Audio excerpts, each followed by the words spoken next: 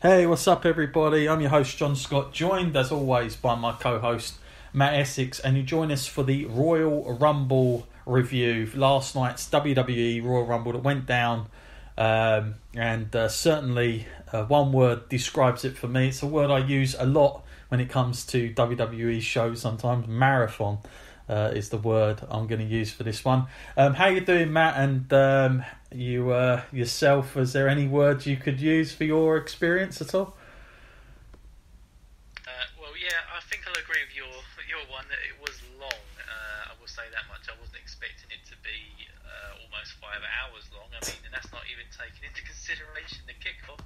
Yeah. But yeah, I guess I don't know what one word I would use to describe it. Exciting. I mean, I was excited for it. That's for sure. And I don't think it disappointed me in that sense. I feel like I finally, after all these years of waiting, I've got the Royal Rumble that I was hoping to have.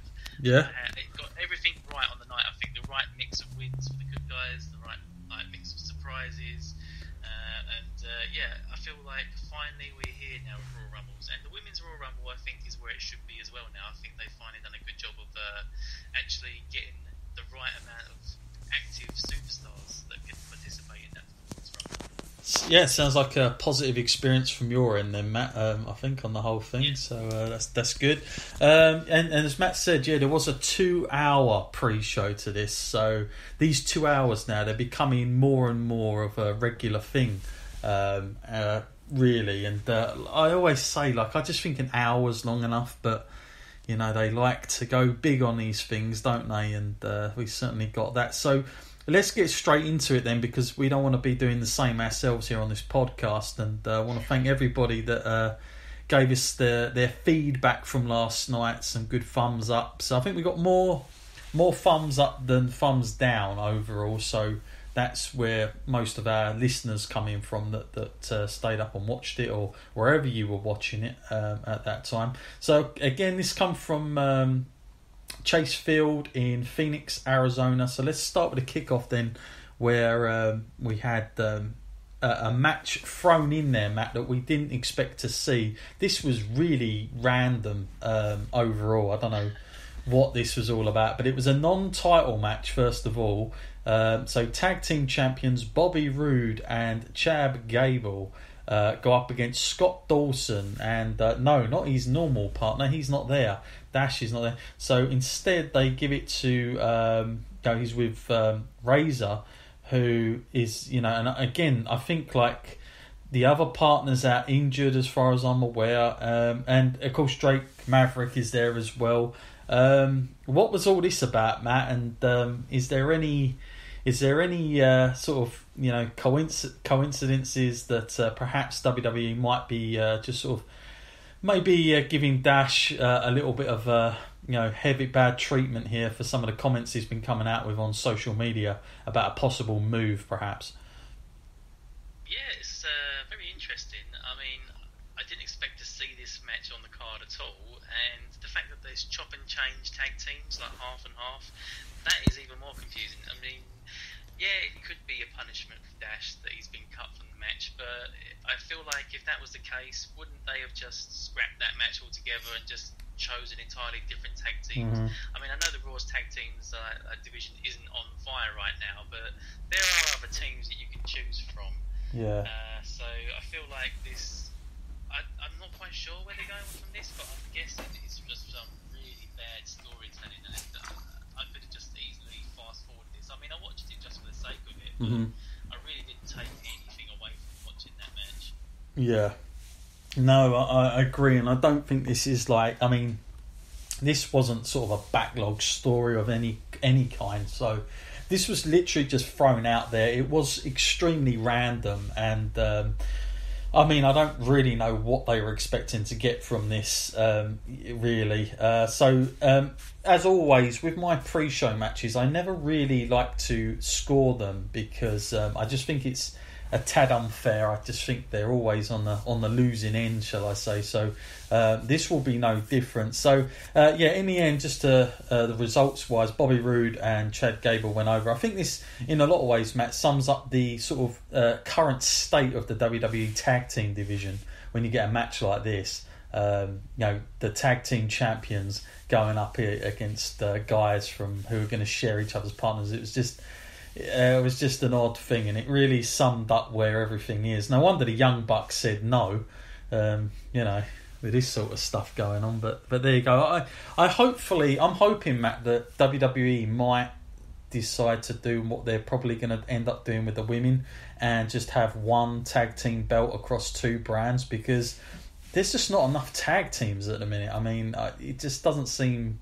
There's no point to this at the moment. What do you think, Matt? Do you think it could do with just one belt, or is there enough?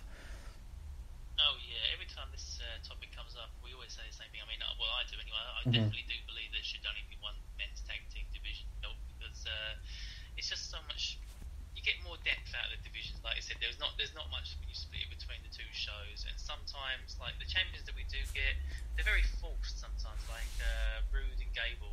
I mean, they may be working well together as a team, but it just feels like two people that they couldn't find anything better to do, so they just lumped them together into a tag team. And yeah, I'd much prefer just to see one belt, and whether or not the tag team champions can go between the shows is something they can work out later, or whether they just defend them at pay-per-views. Either way, they can do with just having those one set of tag team titles. Yeah, no, I'm totally with you there. What did I make? I made a few notes. Oh yeah, Renee Young, she came out with this wacky line, of course. This is the Royal Rumble inside a baseball stadium. This is America. Just made me chuckle. I don't know why. Just made me laugh when she made that statement. Sometimes when they say stuff, certain things they've rehearsed, and it just kind of I just thought of that instantly. Like, was this something she'd thought about for a long time, and that statement was going to come out? And it was a very just the way it all came out for me just made me chuckle.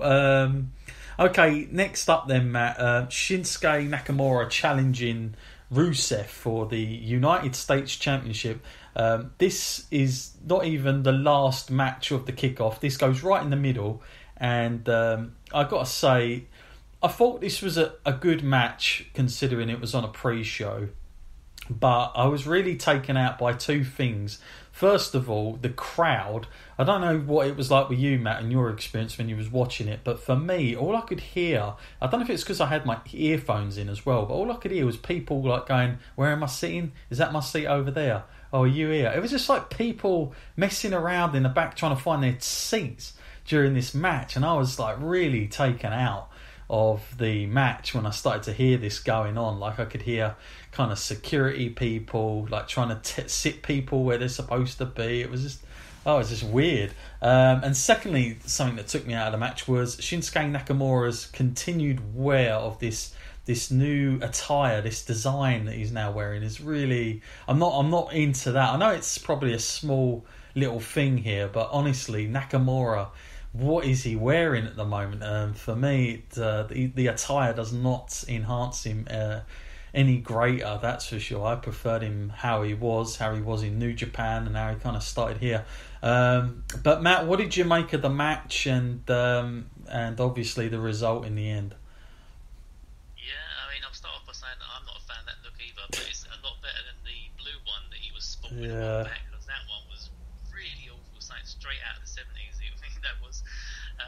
But yeah, as for the match, what can I say? It's just pretty average to me. And as I was sitting there watching it, the thing that really drew me back was I was looking at it, and I was looking at Rusev and the work he's putting in, and then I was thinking, it's just not amazing me. And I'm looking at Nakamura, and I'm thinking, when he first signed, I was really excited. I thought I was going to see him fighting the best that WWE has to offer, and I'm not knocking Rusev, he is good, but I wouldn't put him in that top tier level of athletes that I was hoping to see Nakamura fight. And as time goes on now, I'm kind of thinking, will I ever see that side of Nakamura again? I'm starting to really doubt it now. I'm starting to think that, maybe we won't get these 5-star matches that we was hoping for. And, unfortunately, this is another one of those examples. I'm glad he won, but it's soon to be forgotten for me, this match. Yeah, it wasn't anything amazing for me. And again, although Shinsuke Nakamura won the US title back, I was sort of scratching my head as to what all this was about for poor old Rusev. Really, what this does to this guy, I don't know. But it was an odd decision. I don't know if they're going to go back with this. Are we going to see Matt on Tuesday? Are we going to see on SmackDown, Shinsuke Nakamura come out and do the whole, what was it, America and all that sort of stuff again? And I'm holding the belt. Like it seems to me, Matt. I mean, I don't know if it's with you, but how many times do they get a foreign star who wins the US title? They do the same thing over and over again.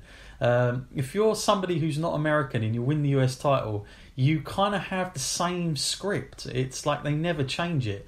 And I just think, like, even when Kevin Owens done it from Canada, he done his own thing. Like, everybody that has it that's from outside America just seems to do the same story, which really bothers me. So I'm hoping that they're not going to do that again. But I can only imagine what they've got up their sleeve now for Nakamura. This, to me though, Matt, it does ring alarm bells that probably towards WrestleMania, Nakamura, going from a title match last year, heavyweight title match, is now going to be firmly put in the US title picture, and probably a multiple match as well. So it's not really getting me too excited about Nakamura at WrestleMania this year, I've got to be honest with you, going forward. Matt, just a quick question for you. Rusev going forwards, is this guy, where does he go now? Is this feud going to continue a little bit more, or do you just see him sort of like being stuck in limbo for a bit?